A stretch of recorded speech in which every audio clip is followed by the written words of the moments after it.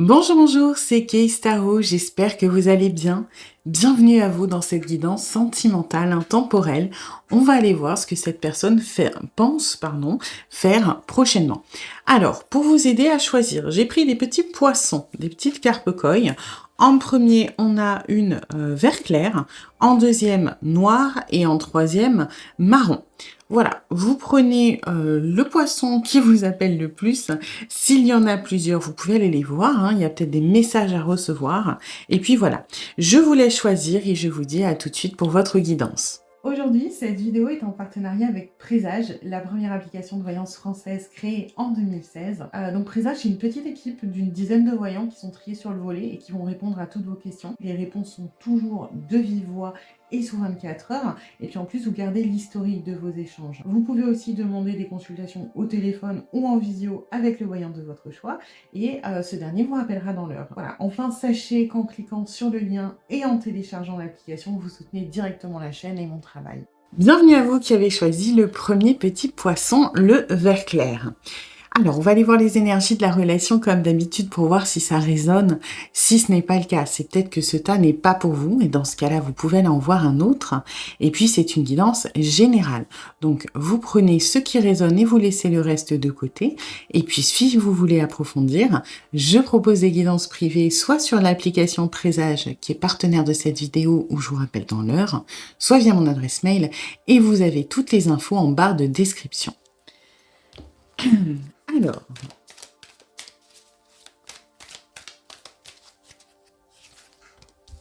d'accord.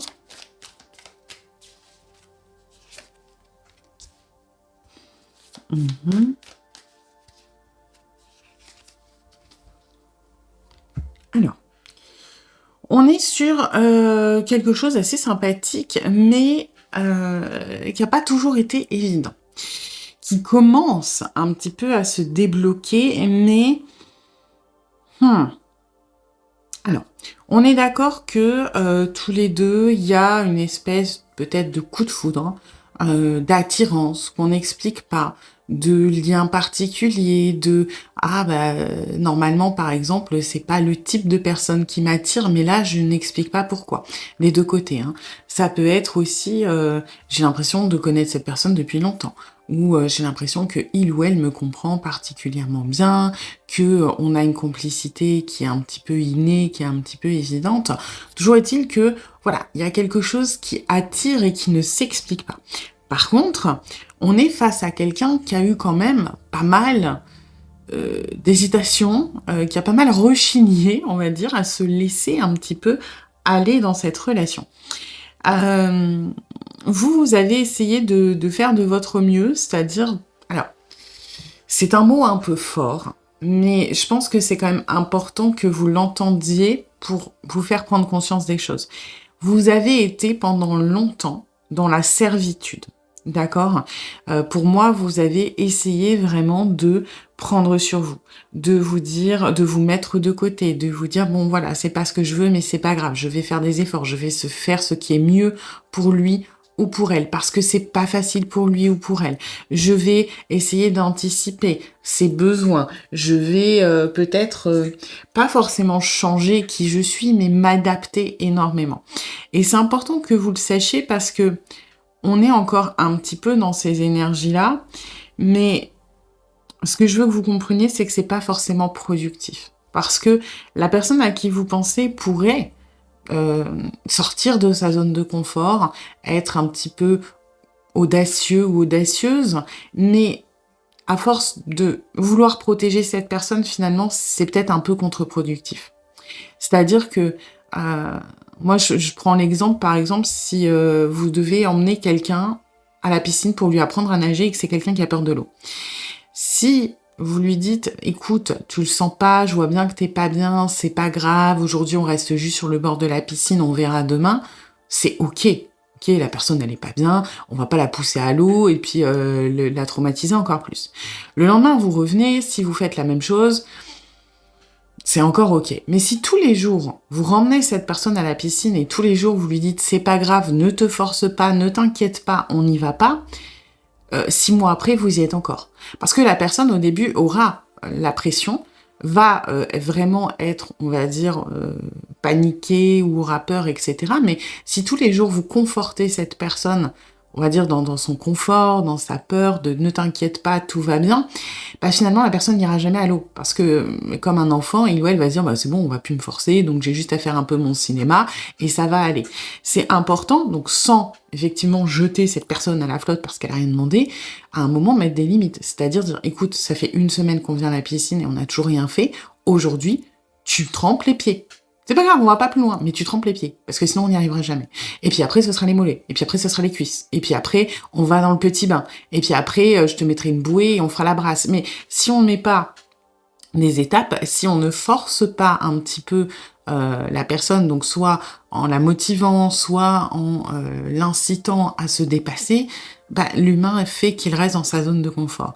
Et pour moi, c'est un petit peu ça ce qui s'est passé, c'est que vous avez tellement voulu protéger la personne, et c'est tout à fait louable et ça part d'une bonne intention, qu'aujourd'hui on est sur quelqu'un qui écoute énormément ses peurs et qui ne prend pas énormément de risques, aimerait les prendre et commence à les prendre un petit peu plus, mais bah, ne voit pas trop l'intérêt de le faire puisque la situation reste relativement confortable.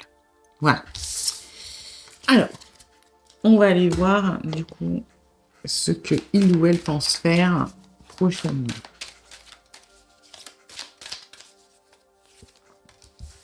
Ouais, on reste solide sur les appuis.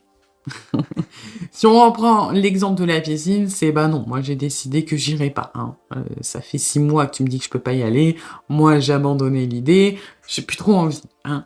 On a envie de garder. En fait, c'est un petit peu plus compliqué que juste j'ai pas envie et de la mauvaise foi ou juste voilà.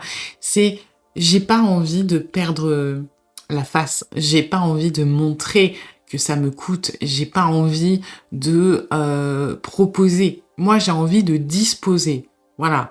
C'est on me donne les informations et moi je choisis ce que j'en fais. Mais j'ai pas envie d'être initiateur ou initiatrice.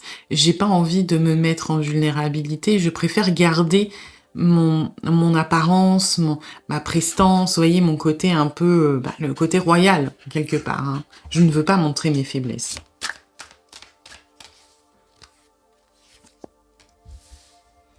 Ouais.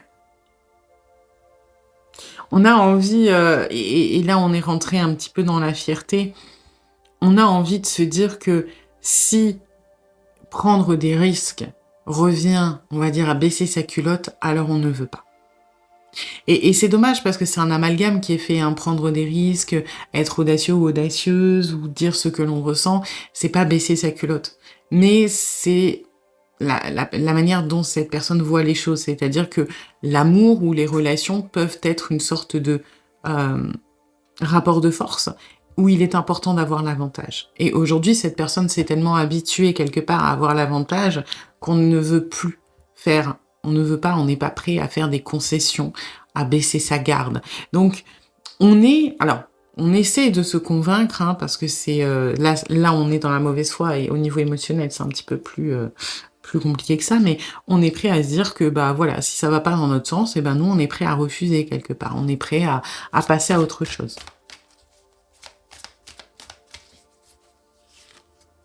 Ouais.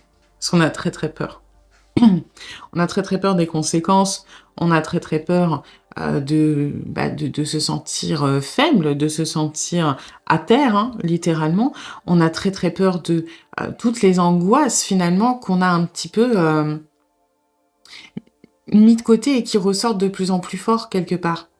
C'est quand on ignore un problème, quand on s'habitue à une situation un peu précaire et qu'on fait l'impasse sur ce qui nous dérange, quand on se met à y repenser, il y a toute l'angoisse qui revient. Pourquoi? Parce qu'on ne l'a jamais traité, quelque part. Et là, c'est un petit peu ça. On a réussi à s'en sortir jusqu'à maintenant sans devoir faire face à nos peurs, à nos angoisses, à nos interprétations aussi, un petit peu à nos blessures. Et aujourd'hui, on arrive à un stade où on compte un petit peu sur vous, votre capacité à vous adapter et à être sympa et à prendre sur vous, bah, pour se dire qu'on peut peut-être y couper. Donc c'est important là de renverser la tendance. Hein.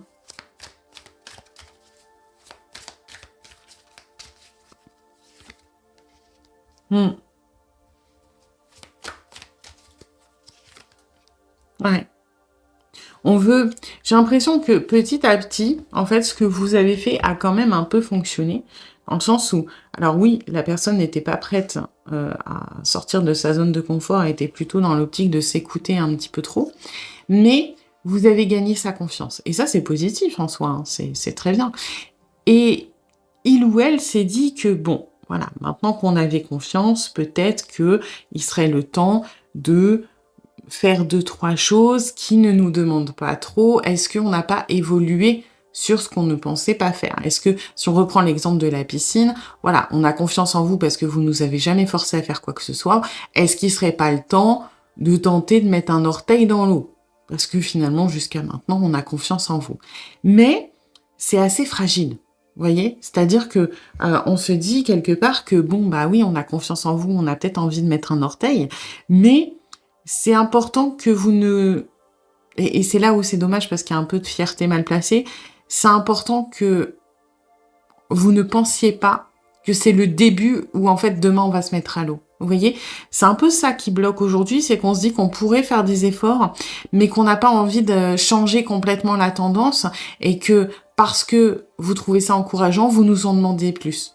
On a réussi à trouver un terrain d'entente où vous vous contentez entre guillemets de ce que on vous donne, c'est-à-dire pas grand-chose. Donc, si on vous donne l'espoir qu'on peut donner plus, est-ce que vous allez pas réclamer plus? Et c'est surtout ça qui angoisse cette personne de se dire, est-ce que voilà, si je fais un effort, on va pas me demander d'en faire encore plus. Est-ce que si je donne déjà le maximum que je suis capable de donner, est-ce que ça on va pas me pousser à aller en dehors de ma zone de confort et à prendre des risques que je n'ai pas envie de prendre. Donc là, encore une fois, c'est important d'inverser la tendance, hein, c'est-à-dire de essayer de pousser cette personne à sortir de cette zone de confort, tout en le ou la rassurant que vous n'allez pas demander la lune. Hein. Parce que effectivement, on est écrasé par ce poids de ce que l'on interprète. Donc aujourd'hui, on est à un espèce de carrefour. Et on pourrait donner un peu plus. Maintenant, est-ce qu'on a envie de le faire? Eh ben, on a peur de le faire. Donc voilà, on est sur un équilibre un petit peu précaire, mais c'est important d'essayer de rééquilibrer cette relation. Voilà. Eh bien écoutez, j'espère que cette guidance vous aura plu, vous aura surtout aidé. Si c'est le cas, eh bien n'hésitez pas à liker, à partager, à commenter, à vous abonner. Et puis moi, eh bien je vous dis à bientôt pour une nouvelle guidance. Bienvenue à vous qui avez choisi le deuxième poisson, le poisson noir. Alors on va aller voir les énergies de la relation comme d'habitude pour voir si ça résonne. Si ce n'est pas le cas, c'est peut-être que ce tas n'est pas pour vous. Et dans ce cas-là, vous pouvez aller en voir un autre. Et puis c'est une guidance générale. Donc vous prenez ce qui résonne, vous laissez le reste de côté. Et puis si vous voulez approfondir, je propose des guidances privées soit sur l'application Présage qui est partenaire de cette vidéo ou je vous rappelle dans l'heure, soit via mon adresse mail et vous avez toutes les infos en barre de description. Alors...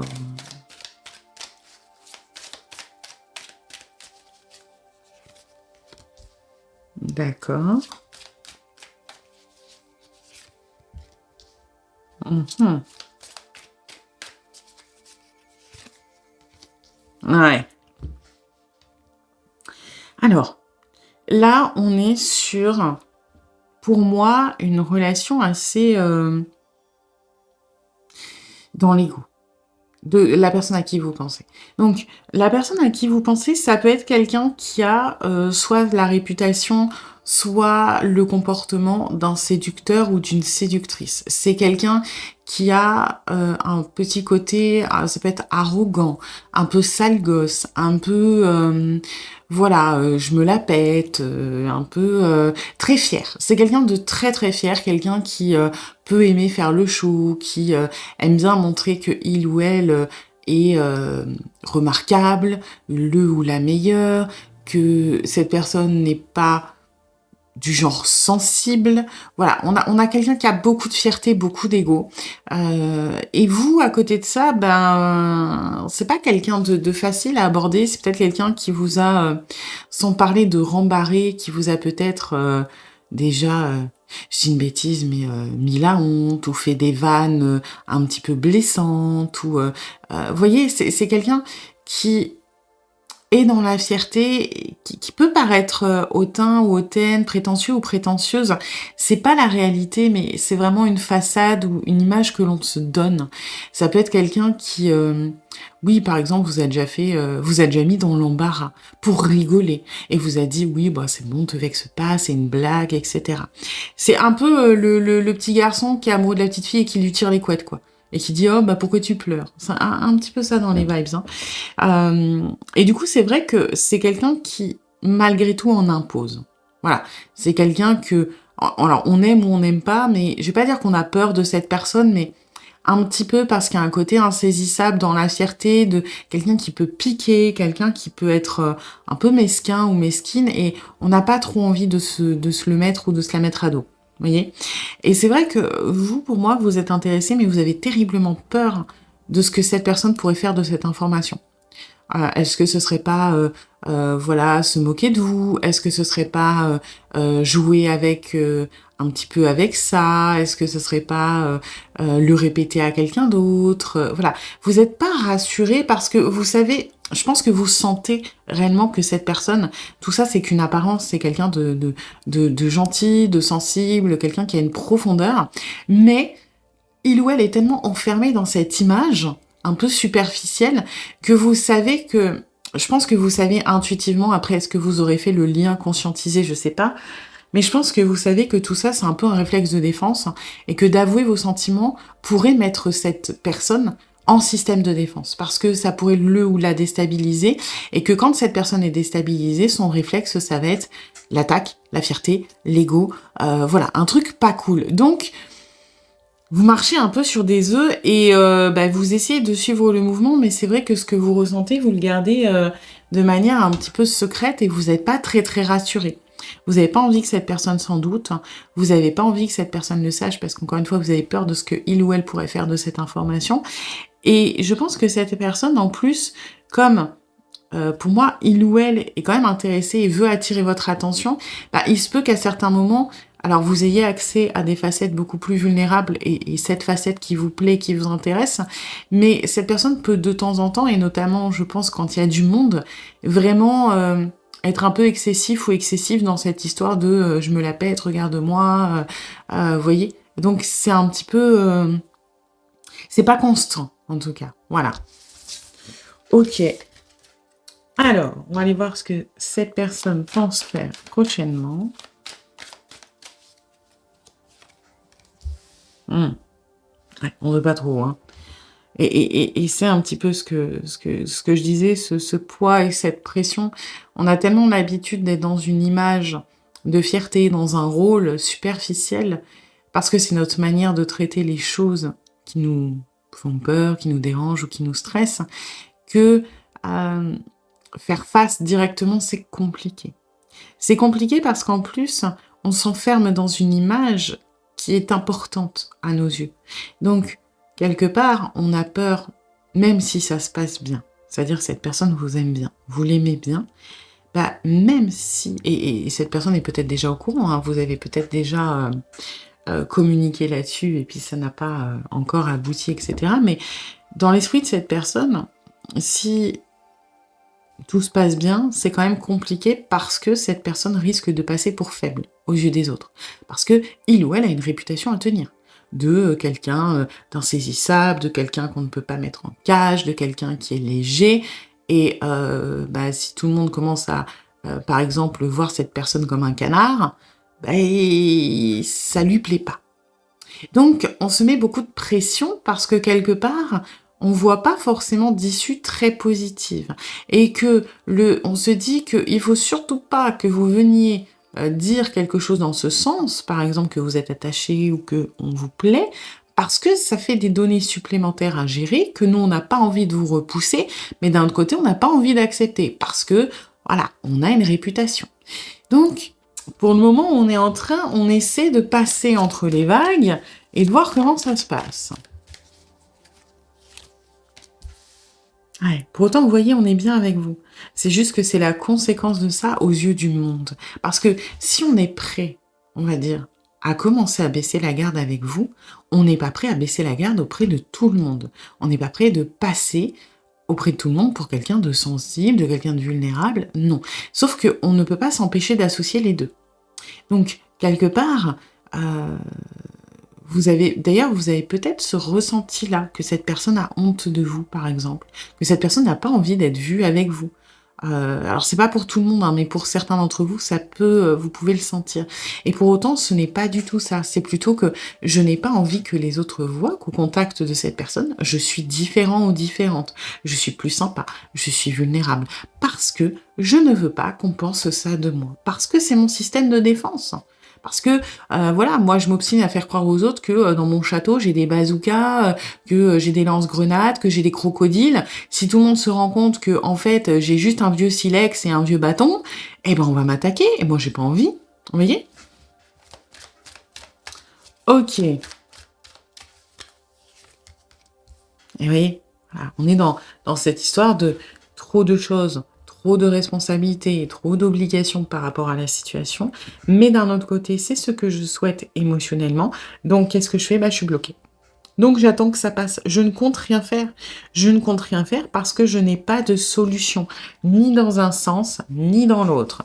Et donc, eh ben, voilà, j'attends. J'attends que ça se passe.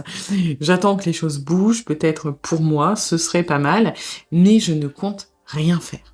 Parce que aucune des solutions ne me convient.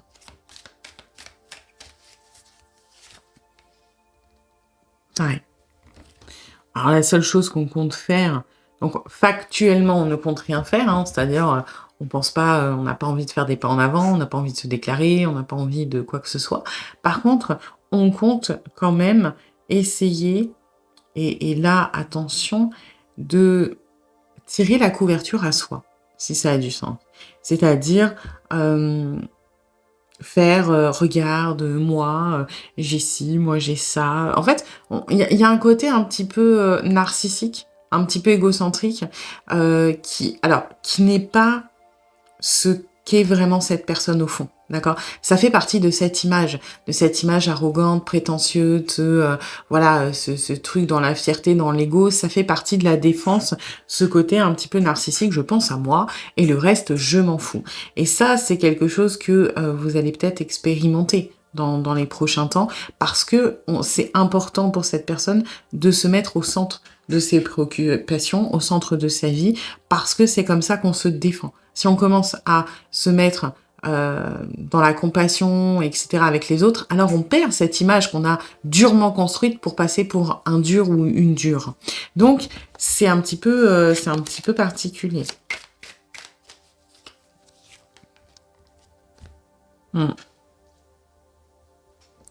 Ouais. On compte pas baisser la garde, on compte pas... On compte rester ferme, hein, quand même. Ferme pour pour ce qui nous arrange. Ferme sur ce qui nous va dans notre sens.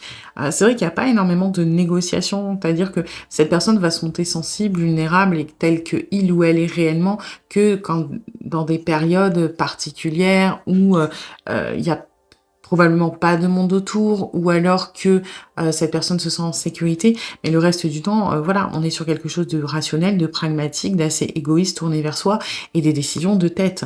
Ouais, peut-être que j'ai envie de me rapprocher de lui ou d'elle, mais non, je ne le ferai pas. Pourquoi? Parce que je vais passer pour quelqu'un de faible. Oui, peut-être que là, bah, j'avais envie de l'inviter ou de lui envoyer un message, mais non, je ne le ferai pas. Pourquoi? Parce que je dois montrer que moi, je suis solide. Donc on est sur quelqu'un qui est dans l'ego, et encore une fois, c'est une manière de se défendre. Donc, au niveau des actions, concrètement, on ne souhaite pas faire quoi que ce soit prochainement pour faire bouger les choses, parce que on a trouvé un semblant d'équilibre qui est déjà pas évident à gérer. On n'a pas envie que ça bascule d'un côté ou de l'autre, hein. Voilà. Eh bien, écoutez, j'espère que cette vidéo vous aura plu et vous aura surtout aidé. Si c'est le cas, eh bien, n'hésitez pas à liker, à partager, à commenter, à vous abonner. Et puis moi, eh bien, je vous dis à bientôt pour une nouvelle guidance. Bienvenue à vous qui avez choisi le 3e tas avec le poisson marron.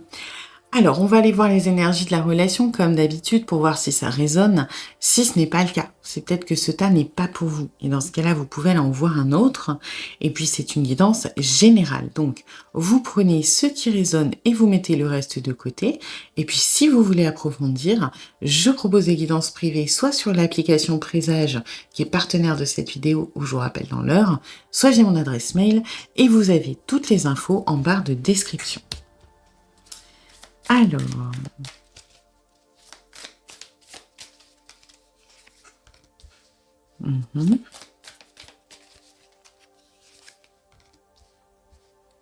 d'accord. Ok. Alors, un petit peu, peut-être une amitié amoureuse là. Alors, j'ai quand même un truc assez spécifique pour certains d'entre vous. On a une grande différence d'âge et la personne à qui vous pensez est plus jeune que vous, beaucoup plus jeune. D'accord. C'est plus, je veux dire, c'est pas 5 ans, hein, ça peut être 10, 15, 20 ans. Ça peut être ça. Pour les autres, j'ai quand même ce sentiment un peu de jeunesse. Hein. Peut-être pas pour tout le monde, mais pour une grande majorité. Hein. On est sur une personne qui est un petit peu, je vais pas dire perdue, mais un petit peu... Et alors là, vous allez me dire, ça fait penser à une différence d'âge, mais inexpérimentée. Et pour certains d'entre vous, ça peut être, vous avez le même âge, mais on est sur une personne, par exemple, qui a eu peut-être peu de relations amoureuses, ou alors pas du tout, ou enfin, une très très longue, par exemple, un seul mariage, et puis mettons un divorce.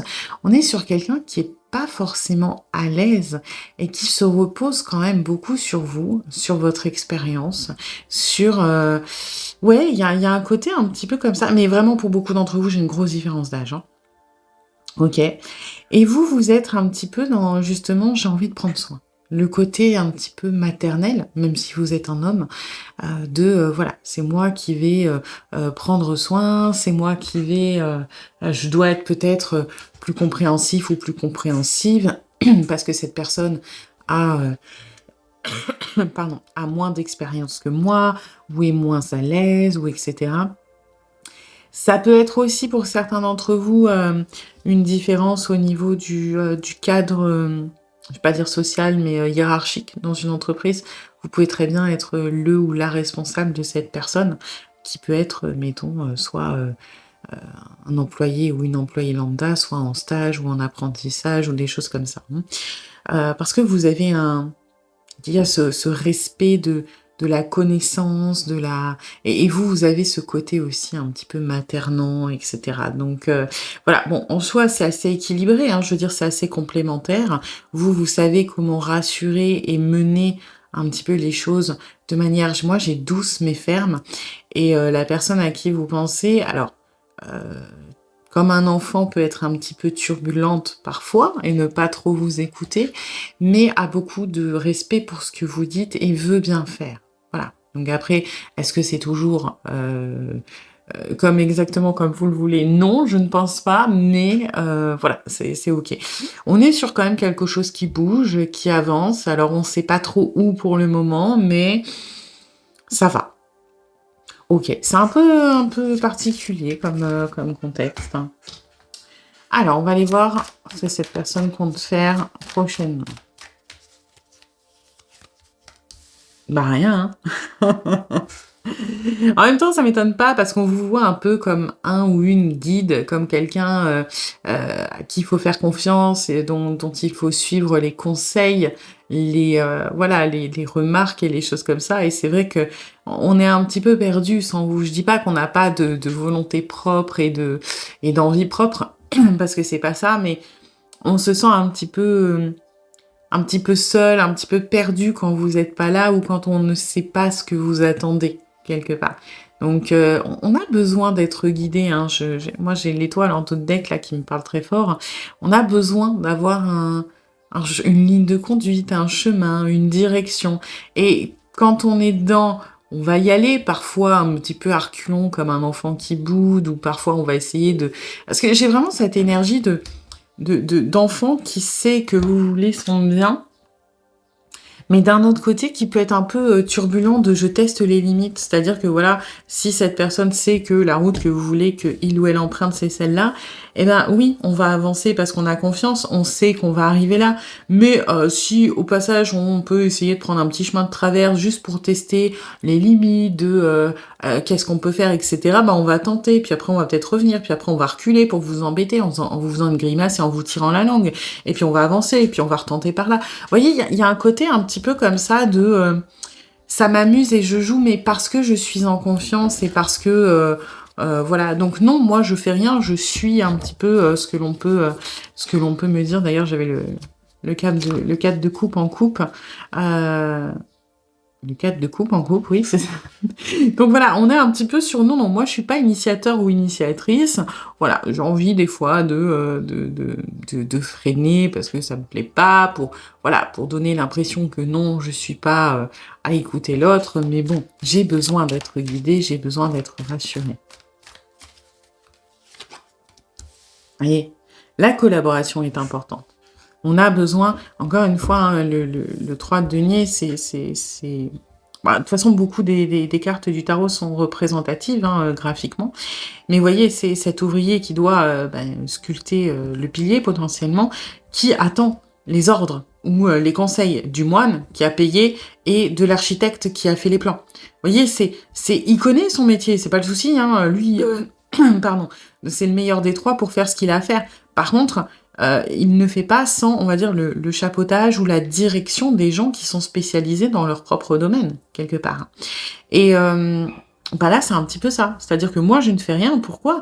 Parce que moi, je suis un exécutant. Voilà. Moi, j'estime que la personne, c'est-à-dire vous, est plus à même de savoir où est-ce qu'on va, ce qu'il faut faire, etc. Donc, en attendant, hop, moi, je ne prends pas d'initiative.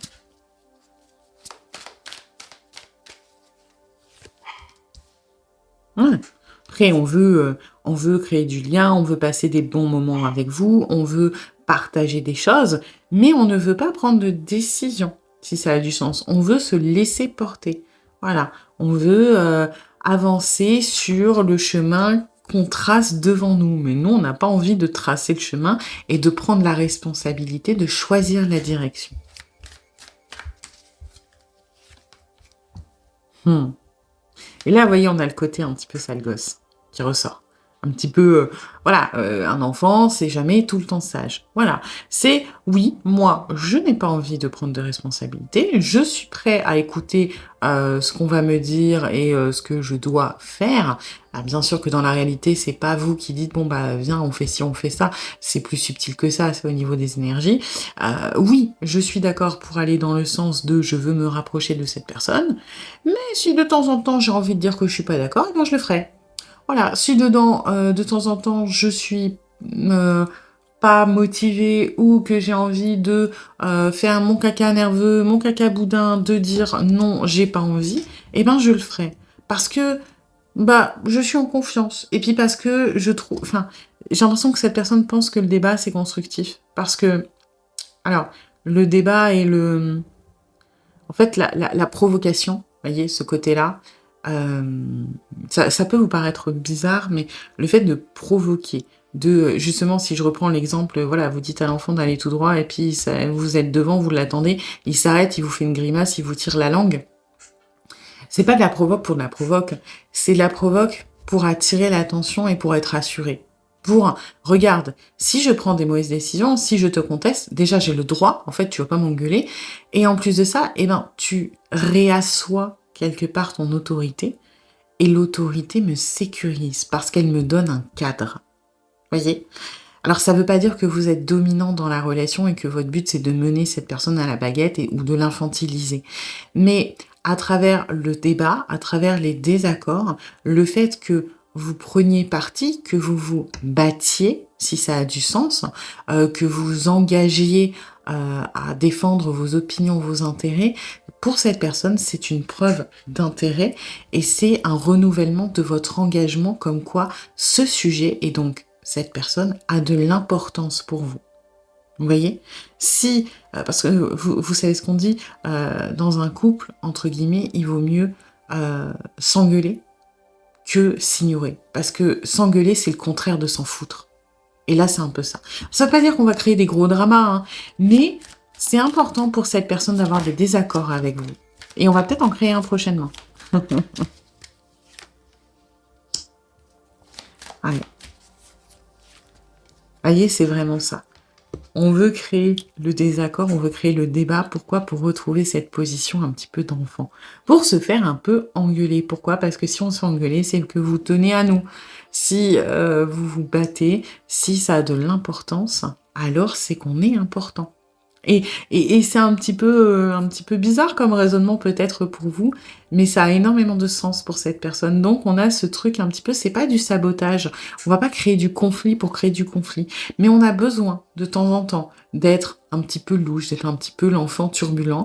Pourquoi? Bah pour se prouver que vous tenez à nous. Bah oui, l'enfant, quand vous lui dites t'approches, prends pas les allumettes parce que tu vas te brûler. Bien sûr qu'il va tester vos limites, il va s'approcher des allumettes pour vous emmerder en rigolant, mais quelque part, inconsciemment, c'est «Ah, si c'est dangereux, ça veut dire qu'on tient à moi. Donc je vais voir à quel point on tient à moi. Est-ce que si je continue, on va encore m'engueuler? Parce que si on m'engueule, c'est qu'on me veut me protéger». Voilà. C'est une manière différente de voir les choses, mais qui a énormément de sens. Et pour moi, là, encore une fois, on va pas faire de choses concrètes, on va pas faire avancer les choses de manière concrète, on suit un petit peu le mouvement que vous mettez en place. Par contre, on va aller vous titiller sur certains points parce que bah, c'est comme ça que nous, on avance. Voilà. Eh bien écoutez, j'espère que cette guidance vous aura plu et vous aura surtout aidé. Si c'est le cas, eh bien n'hésitez pas à liker, à partager, à commenter, à vous abonner. Et puis moi, eh bien je vous dis à bientôt pour une nouvelle guidance.